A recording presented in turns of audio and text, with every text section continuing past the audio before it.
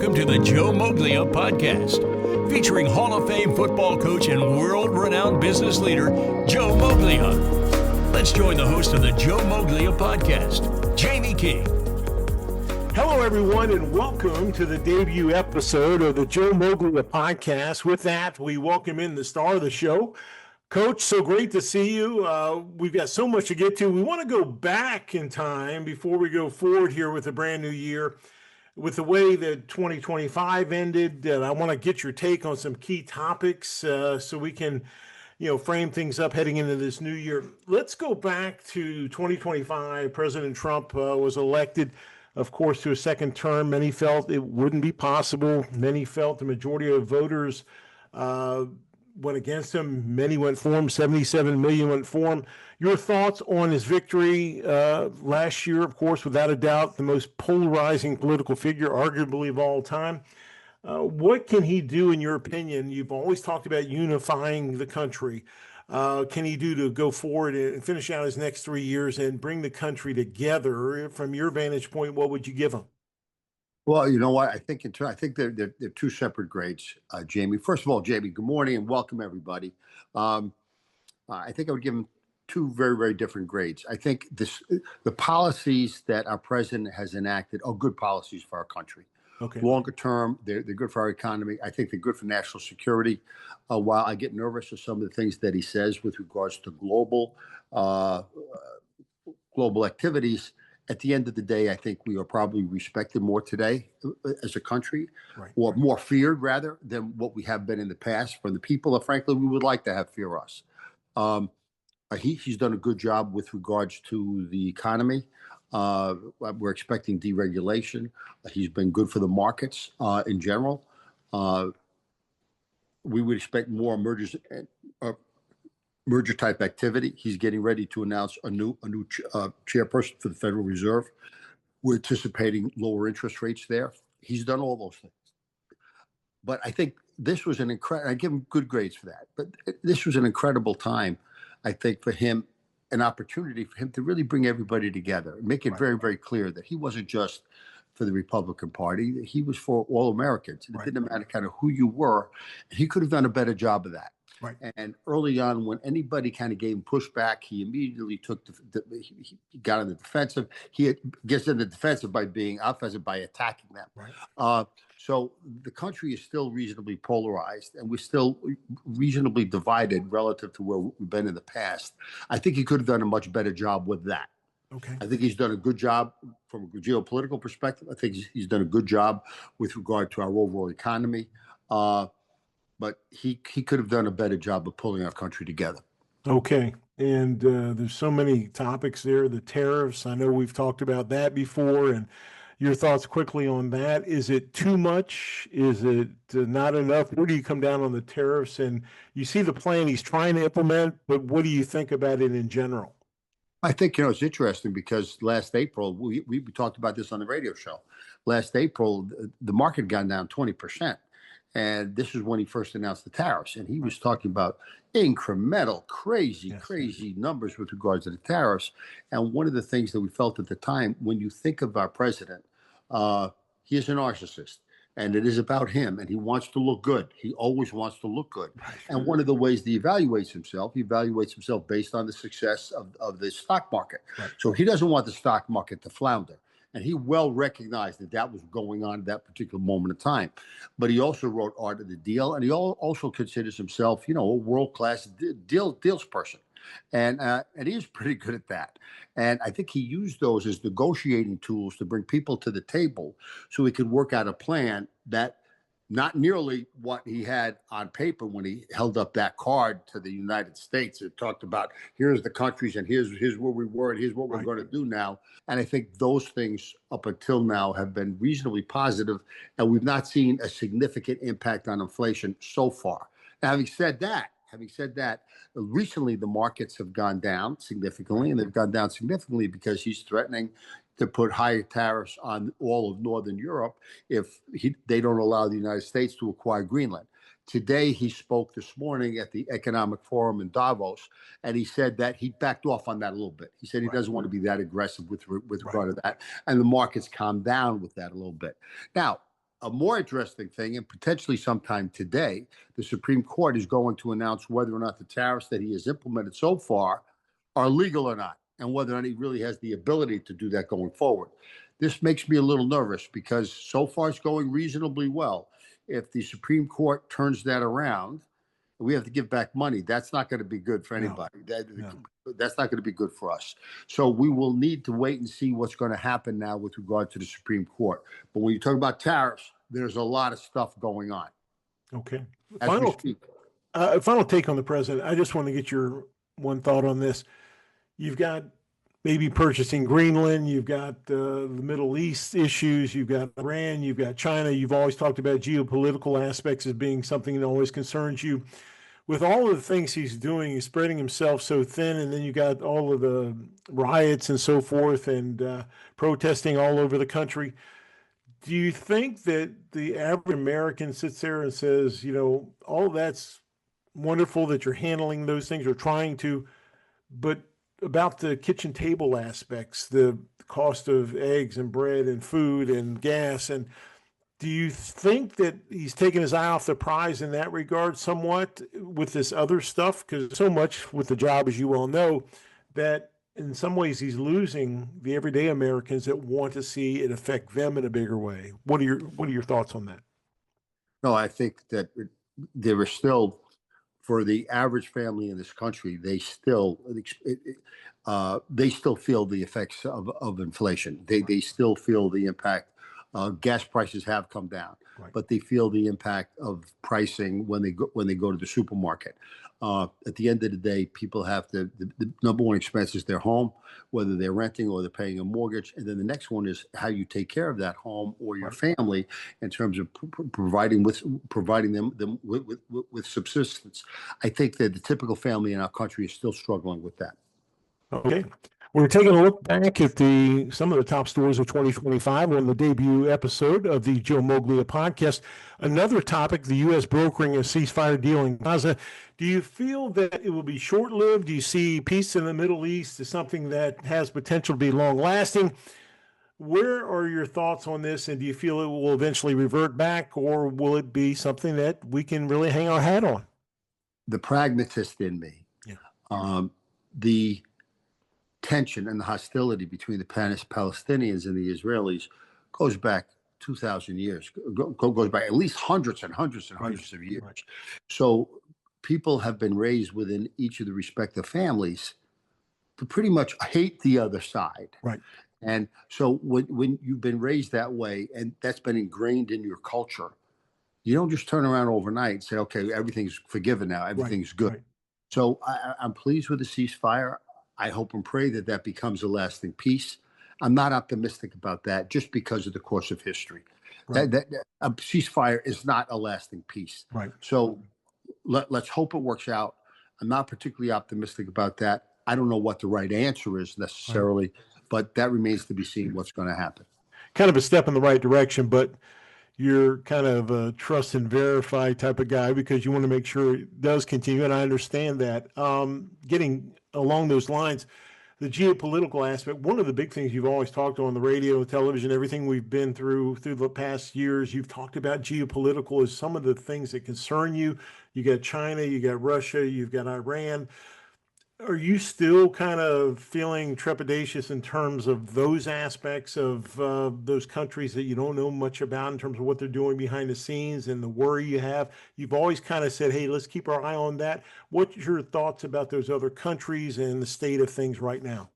I think, Jamie, it would be naive, frankly, if we weren't thoughtful, at the very, very least, if not significantly suspicious of what's going on everyplace else. All those other countries, no matter what they say publicly, they're not our allies. They're not our friends. They're not rooting for us. China wants to surpass us. Right. Russia has never been in love with us. I mean, the terrorist, a radical terrorist will be his family or her family. His family will be rewarded in the afterlife if they eliminate infidels. That's us. Right. So, no, I think we very much, as a country, have to keep our military and our respective agencies have to keep an eye on with our respective intelligence efforts to make sure we understand and know what's going on in every one of these countries. I do think they fear us a bit more now and respect us a bit more now than they did because we dropped the bomb in the Middle East. Okay. And that was very, very serious. That was also a wake-up call, I think, to the rest of the world. But no, I still feel that the biggest concern from a global perspective is geopolitical tension. Okay. And we are looking back at some of the top stories of 2025 as we head into the new year here with Coach Joe Moglia. Of course, the debut of the Joe Moglia podcast. Los Angeles, we're going to turn back there. Wildfires became the costliest in U.S. history, Coach, destroying 16,000 structures and costing over $60 billion. California Governor Gavin Newsom, who is criticized by many for ineffective leadership during the time with the lack of water and so forth, now says, hey, I want to run for the White House in 2028, potentially. Will this end up derailing his presidential hopes, in your opinion, and your thoughts about the entirety of the Los Angeles wildfires? How can you have a guy that the state that he is ultimately responsible for, the citizens within that state, the Californians, have had tremendous losses from a personal perspective, a human perspective, from homes, the natural forest, mountains, et cetera, et cetera, et cetera. I don't know how you can go through something like that and be confident that your guy is the right guy to lead the country. I could see the rest of the country saying that as well. I don't think, I don't see him as a viable candidate. Yeah, I don't see how you can get away from it. I just don't know. Another big story in 2025, Turning Point USA founder, conservative activist Charlie Kirk sadly was assassinated while visiting Utah Valley University in September. Back on September 10th, the organization now is growing by leaps and bounds.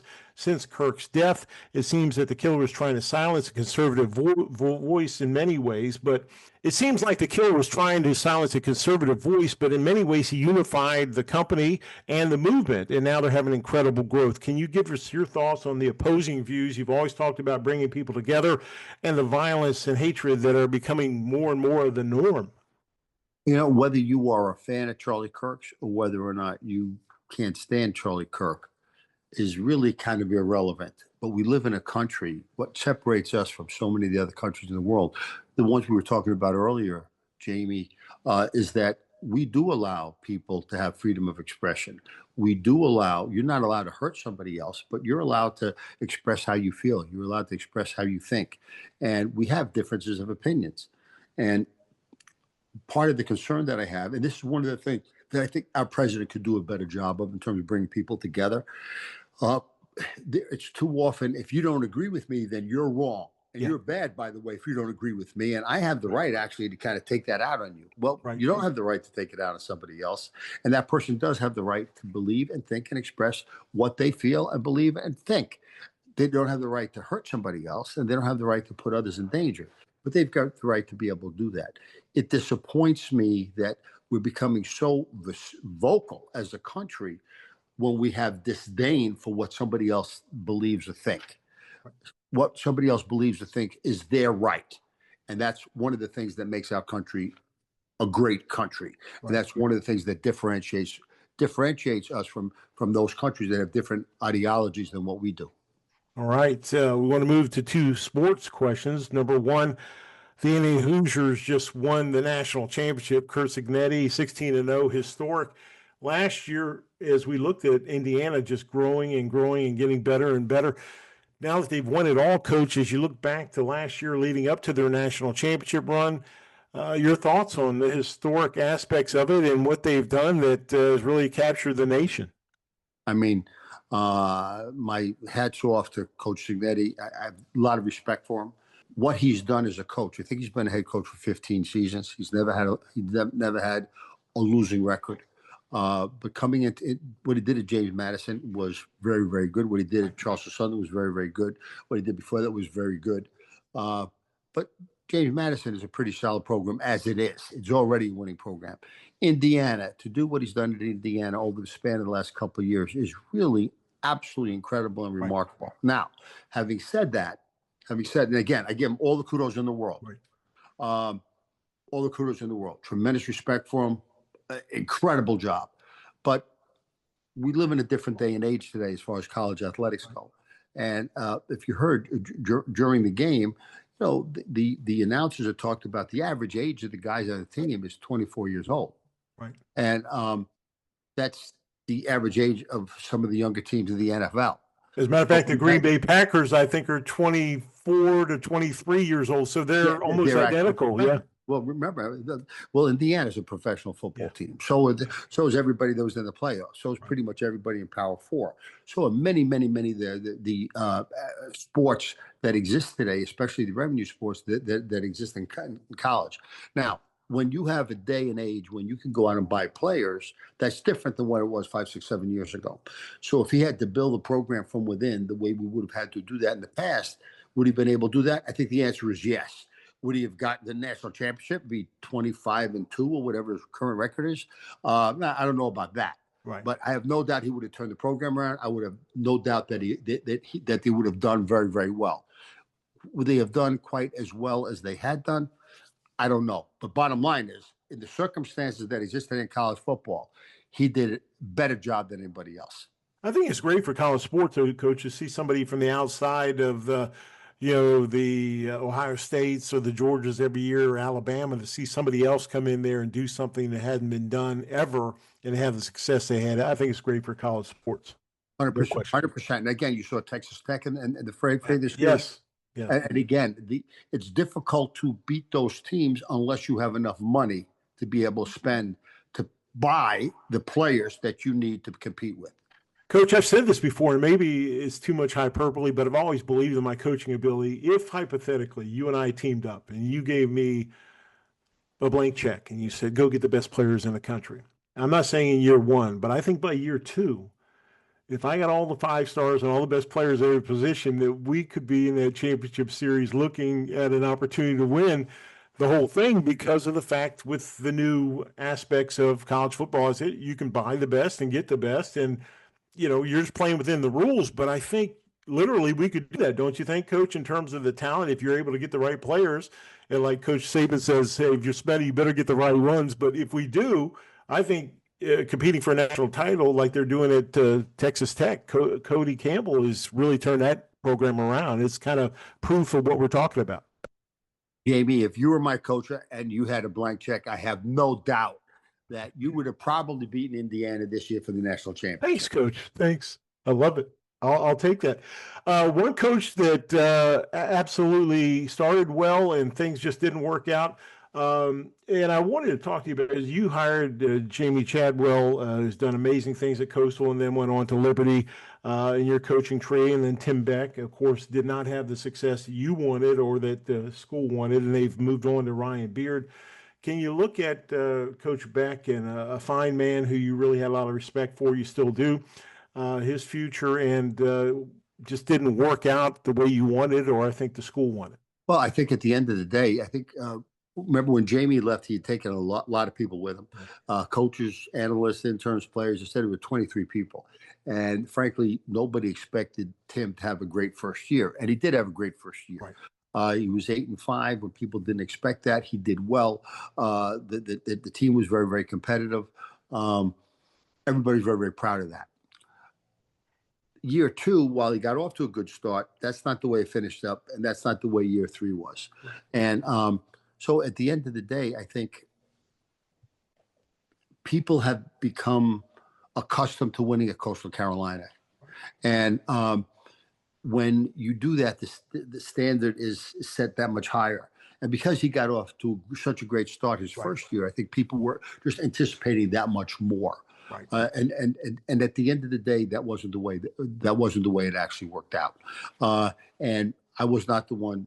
I was supportive, but I wasn't the one that made that decision. Chance Miller, our new athletic director, did, as he made the decision to bring in Ryan Beard. And but I do wish Tim all the very, very best. He is a good man, and he wound up. He's the offensive coordinator at South Florida, and remember, prior to coming to our place, he was the offensive coordinator at Nebraska, Ohio State, Texas, and NC State. He had just not had experience as a head coach at our level. And but he could have waited, I'm sure, and gotten a better job than that job, a more significant job. Right. But this gives him an opportunity to live in Tampa. I think he really loves that idea. And South Florida plays in a great conference, and they're committed to win. And I only wish the very, very best for him and his family. I know you haven't had a chance to work with Coach Beard in terms of seeing all the things he's going to do, but your initial thoughts on what he will bring to the program and your excitement about him joining the Coastal family. I'm really excited. In fact, I had an opportunity. Coach Ryan came over and spent 3 hours with me one evening, and we had pizza and a couple of drinks. And I remember very, very much just simply getting to know him. Right. And, tell me about who you are. Tell me about your family. Tell me about your kids. Tell me about, what do you believe? How did you grow up? That type of thing. Right. And we talked about that both ways a little bit. And then we got into the game a little bit. What's your philosophy? What kind of culture you're looking for? What kind of foundation you want to build? How do you approach offense, defense, special teams? How do you approach preparation? How do you get organized? And I tell you, by the time he's only 36, and by the time he left after 3 hours together, while I was not involved with the decision-making process, I applauded the hire. I thought the world of the guy. I think he'll do very, very well at our place, and I only wish him the very, very best. Awesome. Well, we do as well. And congratulations on the hire. Second quarter of the Joe Moglia podcast. This is our financial section, and 2026, a new year. What are your thoughts on the markets, the country, for all the viewers of the podcast? In terms of financial outlook, we know the U.S. GDP is projected to expand 2.5% in 2026, the fourth quarter year over year, versus the consensus economist estimate of 2.1. According to Goldman Sachs, on a full year basis, the economy is forecast to grow 2.8%. The probability of a recession in the next 12 months has fallen from 30% to 20%. Your overall thoughts as far as the outlook for the financial aspects of 2026? Yeah, I think, well, first of all, we can go back 3 years or so, Jamie, and I've never thought that we were going to have a recession. And while there were risks of a recession, I never thought we would head in that direction. I've been really pretty constructive in terms of the market for quite a while now. I've been especially constructive for the last couple of years. I believe our growth looks solid. Our growth looks good. Inflation, while it may not be as good as we would ideally like, because the Fed has a 2% target, it's still within control. It's within reason. It's 2.7, 2.8. Our growth, I wouldn't be surprised if our growth is better than what the projections are. And again, I think we're moving in the right direction as far as that goes. The real big significant change that's going to take place as we go forward right now is AI, right? So the productivity that we're going to see out of our country going forward will be far more significant than what it has been in the past. There will be a reorientation with regard to jobs. There will be jobs that will be shrunk, eliminated, other jobs will want to be created. But our productivity over the next 2 to 4, 5 years can be far more significant than what the impact the internet had in the 90s. And the internet had a significant impact. So I feel very good about that. With regards to the administration, they are pro-business, they are pro-markets. I feel good with what they're trying to do there, lower taxes, deregulation, et cetera. And I think one of the biggest things that we got to think about, along with AI, we have blockchain, we have crypto, we have tokenization. 5 years from now, probably every stock, every bond, every option is going to be tokenized. And the world that we live in today, normal traditional finance, will be decentralized. It will be different. It will be on a blockchain. It will be driven by. It will be funded very, very much by crypto. And so the world we know today in the finance world will be very, very different down the road. That's why you got to pay attention to AI. You got to pay attention to blockchain. You got to pay attention to crypto. You got to pay attention to those things. But I'm still feel good about where we are. I feel good about where we're headed. I'm certainly continue to be constructive on the market. Okay. You've been nearly letter perfect in your comments in the past on the Fed lowering rates and your thoughts about when it would happen, and you've been right on the money. What are your thoughts on the Fed and the outlook in terms of cuts for this year? What have you kind of looked at, and what are your thoughts in terms of cuts? I think it makes sense for the chairman for the Fed to cut now. Having said that, if they don't, I'm not going to be surprised at that. Okay. There was some question as to whether or not another cut would take place now as opposed to later on. But no matter what, eventually there's going to be a new Fed chair. And that Fed chair, I do believe, will function independently from the administration. But there's nobody going to get that job that doesn't at least support the premise that the president also has with regards we are better off with lower rates, at least for the near future. So over the span of this year, we will see lower rates, or I believe we will see lower rates. Whether or not they take place immediately or take place a little bit down the road, that remains to be seen. But I would anticipate rates to be lower between now and the end of the year than where they are now, and that would also be bullish. And your thoughts on Fed Chair Jerome Powell in terms of has he been effective in your eyes, and who do you think may replace him? If you heard anybody out there that we should keep our eye on? Well, no, I think they've talked about they've talked about the same 2 or 3 or 4 names. They're in the process of, I think those people going through interviews right now. I think each of those individuals are qualified. Right. I don't know each of those. I don't know those individuals personally. I don't have a specific opinion with regard to them, Right. but I would imagine they're all in sync with regards to be supportive of the president's program. I think Powell has done a good job. I think what I like with regard to Powell, he's been crystal clear with regards to the market. So I know you've given me credit the last few years for being right, and I have been. We have been. My team has been with regards to the Fed. We've been dead on, but I don't think that required any level of genius. The reason why the markets were wrong is because the markets, there are too many people in the markets coming up with their own opinion. Powell would say, this is what we're going to do. This is what we're anticipating happen. This is where we're headed. And then he would do it. So why the markets didn't do a better job of predicting that themselves surprises me a little bit. So I think Powell has been crystal clear with regards to what he's been trying to do. I think he's been right on the last 2 to 3 years. He was certainly wrong initially when he talked about inflation being transitory and he didn't need to do anything. But then he acknowledged that he was wrong and he became more aggressive when he began tightening. And then he's been more aggressive on the easing front. But right now, I think he's in a little bit more of a holding pattern. So we'll see what he decides, what they decide, the Fed decides over the span of the next few months. Longtime listeners and viewers of our show have always heard you talk about your investments, and we've been very grateful to you for that. Of course, you've talked about your ARK investment, Kathy Wood, and all the things and the belief you had in her and everything there. As you look at 2026, for our listeners and viewers are watching, what do you recommend? Any sectors out there they should look at?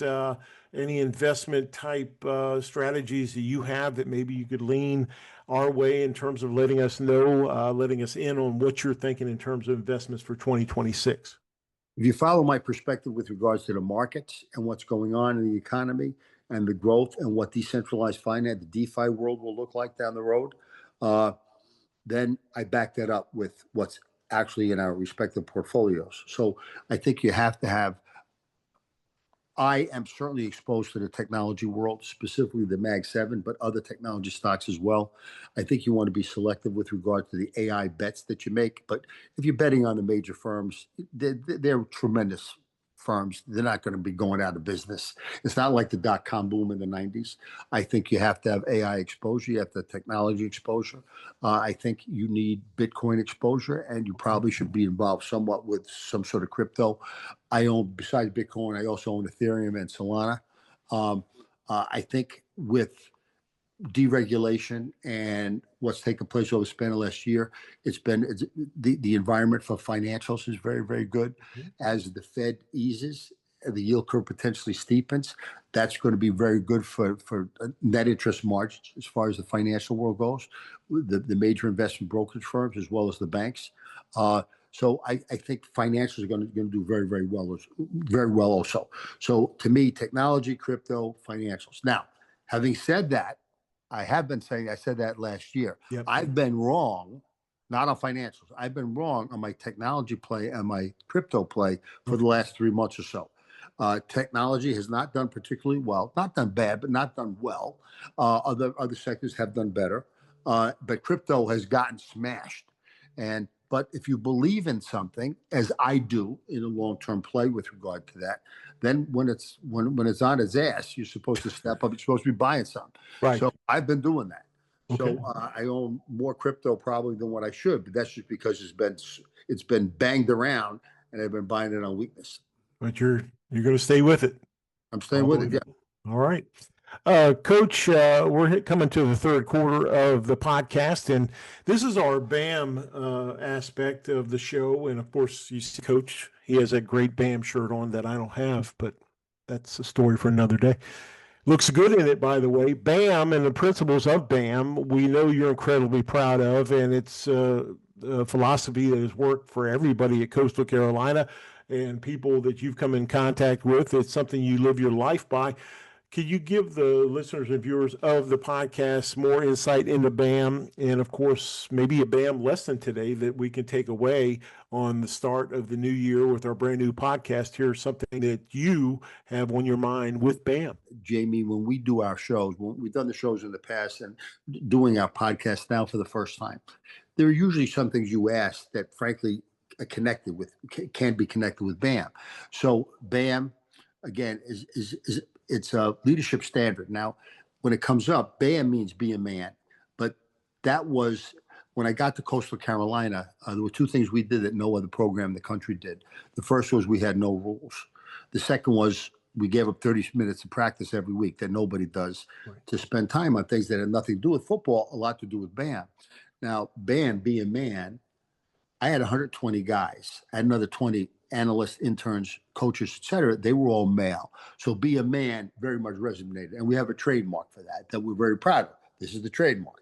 And but it's not male.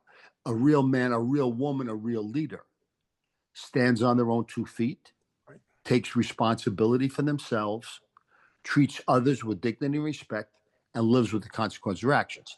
Now, I have 3 daughters. My 3 daughters were raised on BAM. They are raising their children on BAM. It's a leadership acronym. In Wall Street, any of the females or males that I was ultimately responsible for, that was the standard that they were expecting. We didn't call it BAM, but those principles, Right. standard was the exact same standard. I've had that standard with me since I was 22 years old. And if I had to pick one thing that's been my competitive advantage over the span of my lifetime, personally and across 2 different careers, it would be that standard. So in terms of what's going on today, with regard to an example, earlier we talked about differences of opinion in our country. And there are too often today where if you disagree with me, you're a bad person somehow, and I have the right to attack you. Right. That's not the case. Right. So part of BAM is you treat others with dignity and respect. If our country did a better job of individuals taking responsibility for themselves and always treated us with dignity and respect and recognized there's always consequence to actions, I think we'd be far more unified than we are today, and we'd be better off than where we are today. I would say the same thing for the entire globe. You can't legislate ethics. You can't legislate morality. There's a standard. Right. Take responsibility for yourself. There are always going to be consequences for that, and treat other people the way you want to be treated yourself, and things really start to fall into place. Do what you believe is the right thing. You know, one of the things we've talked about is, I think people coming together, people hear each other, but they don't listen to each other. And I don't think they take each other's feelings and thoughts into consideration because they want to outshout the person in front of them versus saying, hey, this person has a great idea or thought. No matter what the party is, let's come together and work together versus, oh no, just because he's on the opposite side of the aisle, I got to hate that person. And that bothers me because they're great ideas, Democrat and Republican, could just come together. But it's more like, oh, I could never agree with them because they have the D or they have the R. I hear them, but I don't listen. I think that's the biggest problem today, Coach. To me, I'm just an old football coach, but I believe people don't, they listen, but they don't hear. Your thoughts? No, Jamie, I very much agree with that. From a political perspective, what bothers me, and this has only been exacerbated over the span of the last decade or so, you want our country, you want our elected leaders to pull together and do what they believe. They have to represent their constituents. I get that, but they got to do what they believe is the right thing for the country. So they got to vote their conscience, and they represent their constituents. But do what you believe is the right thing. And what I have found, or what I see, is a far more desire to prevent the other party from getting elected or reelected than doing the right thing. So even if I agree with you, I'm going to fight you because we happen to be on the other side of the aisle. Right. That's not the best thing for our country. And there are certain times where democracy, in order to get something done, you have to have too much of a compromise. Compromises are not the best decisions. So I worry a little bit as generations go on, our foundation becomes a little bit mushy because of that we're not making the best decisions all the time. We're not always working together. There is too much divisiveness and too many decisions get made based on compromise, which are not strong decisions. Therefore, the foundation is not as strong as what it could be. Okay, and as we close out, Bam, I just wanted to ask you, as far as your thoughts, you've got a book coming up, you got a movie coming up on your life. How much BAM will be in that? I mean, because we know it's kind of your cornerstone philosophy. Will we be learning more about that in the book and in the movie? Will you try to get that as a major part of it? Because it's been a major part since you've been 22. Can we look forward to seeing that and learning more about it in the stories and movie about you? I think first, as far as a quick update there, as far as the book goes, the book, pretty much the writing of the book is done. Oh, And awesome. it is with the publisher. And they've got to decide when they want to come up with it. It still has to be printed. We're talking about the title of the book now. I'd love to hear, by the way, I'd love to hear our audience Okay. come up with their thoughts with regards to the title. The book will be about that leadership standard. It will be about that. And we're discussing right now what should the title of the book be? Should we be aggressive with it? Are we afraid for it to be controversial? Do we really want to go after it with regard to the title? But probably by the end of this year, beginning next year, I would think that will be beyond the shelves. The manuscript, the screenplay is actually done as well, and that has been with the producer, and that's has already gone to the potential actor that the producer and the writer director would like to see involved with it. Now, the book, I'm writing the book now. I help doing that, but that's my book. The movie, I don't have that much authority over the movie. Okay. And the movie, how do you take 5 decades from the time I was a teenager And to the put it time I into, actually yeah. I put it in 2 hours? Yeah. How do you do that? And the only objective with the movie is to make sure it's a commercial success. So they want the audience to leave feeling inspired and uplifted. In order to do that, then during the movie, they got to laugh, they got to cry. So it's not going to be all factually accurate. It's going to be a Hollywood version of something that they want to be ultimately a commercial success. So I don't have a great say with regard to the movie. And if I were actually doing the movie, I may be doing it very, very different than what somebody else does. I do have a reasonable idea in terms of where it's going and where it's headed, but I'm not the decision maker there. So that still remains to be seen. But it looks like from a timing perspective, both the movie and the book could come together, which would be cool. And I look forward to, I know you'll do an audio book, and I know a lot of people that'll travel will be able to hear your voice, sought after speaker. You'll be able to actually, on their commute, read the book to them. That'll be kind of cool, I think. Everybody gets a chance to hear my New York Bronx accent. There you go. And who doesn't want to do that? The fourth quarter coming up here on the Joe Moglia podcast debut show. Coach, I want to give you the floor and give you the opportunity to, of course, give people your best advice for the week and the year ahead. Is there any investment areas or things that have been on your mind heading into the year that you really want to get out to let people know some advice that they can lean on? And a lot of people going through tough times. A lot of people have struggled. And everybody that's been a part of your show knows the humble beginnings you came from and where you're at now. It didn't come easy. It's been a hard road, but you made it. What would you like to impart to all of the listeners and viewers of the show? Well, Jamie and folks, I think the most important thing going on in the world right now is the World Economic Forum in Davos, Switzerland. And that takes place every year around this time of year in Davos. And it's not an accident that it's specifically in Switzerland. And usually it gets 4,000 or 5,000 of the world political and business leaders are there, plus many, many, many journalists are there. And I feel very, very fortunate in that I've had an opportunity to attend those several times. I've actually had an opportunity to speak there and been part of panels. So there's a lot going on right now, and it's not so much the formal meetings or presentations that take place or the dinners, et cetera, et cetera. It's the private conversations that go on behind closed doors. Right. That's going on right now as we speak for pretty much every major country in the world. And I think, we can only root and pray that what's taking place in Davos, when Davos disseminates at the end of this week, that our country by the end of the year, and our world, our globe, is a better, safer place than where it is today. All right. Another listener and viewer that I met with, Candace, she asked me, she said her daughter is getting married this summer coming up. And she said she's heard your show previous about home buying. And she said she wants her daughter to make the right decision at the right time with her husband to be. So she said, could you ask Coach in terms of a big purchase in 2026 as far as home buying? You've always talked about making sure you do it at the right time, and timing's everything, and make sure you get what you want. But your thoughts on home buying and purchasing here in 2026?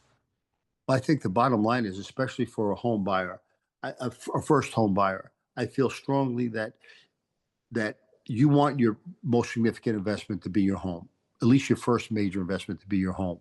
I think you begin by doing your homework. You need to understand, Frank, where you want to live. Is it conducive to where you might want to raise a family, or conducive to your respective career paths, et cetera?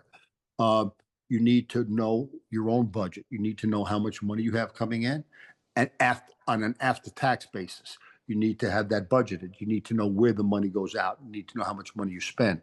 With regards to the home, you need to understand the market. So you need to understand what the not just what the cost of the home is, but how much can you finance? What makes sense as far as that goes? What are your expenses going to be after you do that? What are maintenance like? What are the taxes like, et cetera? If you're looking at financing, there are a lot of educational systems, Right. and support systems in respective cities and states that will help you with that, not just banks. So do your homework, understand the market.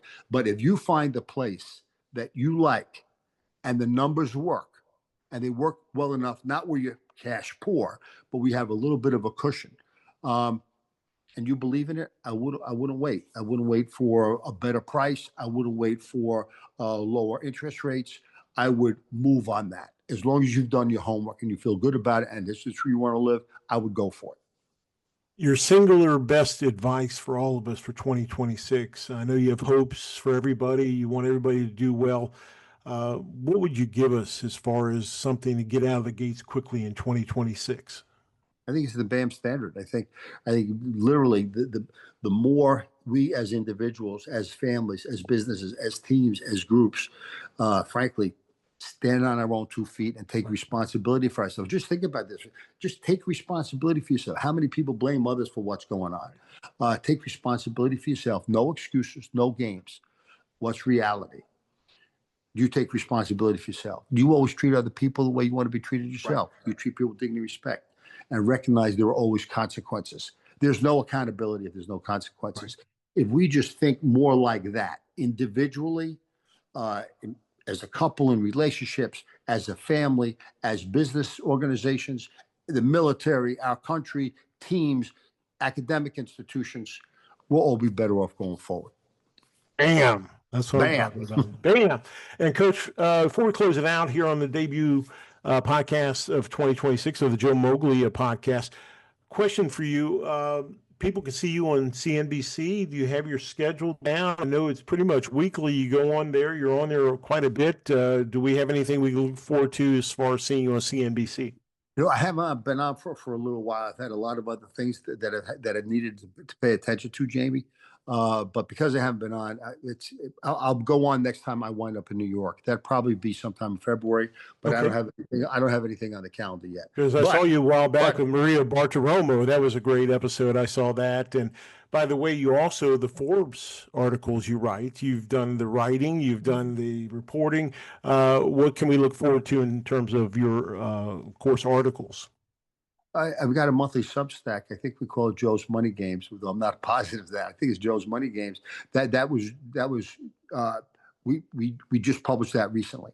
Okay. So that's just out there now. But right now, there are so many things going on with college athletics, so many things kind of going on in the world. There's always something to write about. It's how do you write in a way that really might be different from what other people's perspectives might be, and something that makes sense. Or maybe something that's just meant to take a serious topic and make it lighthearted.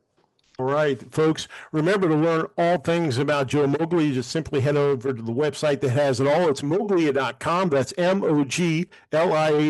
You'll learn about Joe's appearances, photos, interviews, up-to-date appearances on CNBC, which you just mentioned. Please also be on the lookout for all of Joe's incredible articles in Forbes magazine. Coach, once again, thank you so much. Debut. We did it, and it's going to be a great year. We're so excited to be back with you, and we're very blessed. We know that you've got so much to impart, and it's going to be a big year, and you're going to have more opportunity to let loose and give all your thoughts on everything. We're excited to be a part of you again in 2026. I appreciate you, Jamie, and your team, and our fans, and congratulations for getting this done. Thank you for joining us for another edition of the Joe Moglia Podcast. Reminding you to learn more about Joe by going to the sensational Joe Moglia website at Moglia.com. That's Moglia.com. That's Moglia.com. When you visit the website, you'll be able to learn more about Joe's schedule of appearances on CNBC as well as other speaking and television appearances. You can also read all of Joe's incredible articles featured in Forbes magazine. For Hall of Fame coach Joe Moglia, producer-director Rob Matea, and Joe Moglia podcast host Jamie King.